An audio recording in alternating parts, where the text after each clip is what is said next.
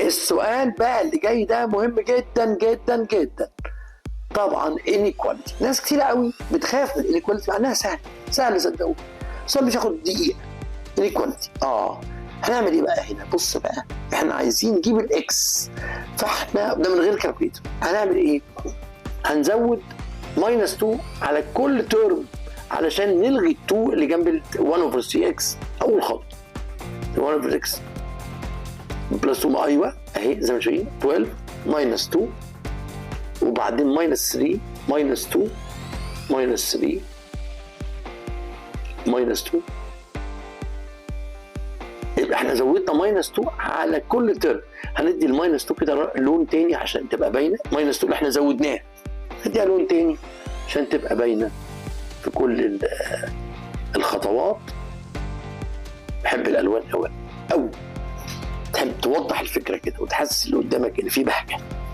طيب بص بقى، كل حاجه فيها ماينس 2 هنكتبها بقى من غيرها خلاص. ف 12 ماينس 2 هتبقى ايه؟ 10. وطبعا ال 2 اللي جنب الاكس راحت، والماينس 3 ماينس 2 تبقى ماينس 5. الخطوه اللي جايه ايه بقى؟ الخطوه اللي جايه ايه؟ نضرب في كام؟ مين شاطر يقول لي؟ وناخد لون جديد. برافو الاحمر برضو. ايوه هنضرب في 3. ليه بقى في 3؟ عشان نشيل ال 1 اوفر 3، نشيل الفراكشن. فهتبقى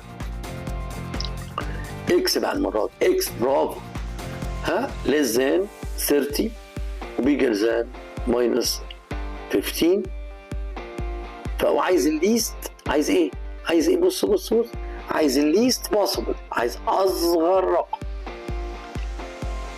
least possible value في الاجابات الموجوده. مين القيمه اللي هي اقل حاجه موجوده عندنا في المساله؟ least possible value طبعا هتبقى عشان قال بيجر ذان ايكوال، ما كانش فيه ايكوال كانت بقى قصه ثانيه، تبقى ماينس 15. سؤال حلو قوي سهل من غير كالكوليتر. اعتقد انه مش محتاج.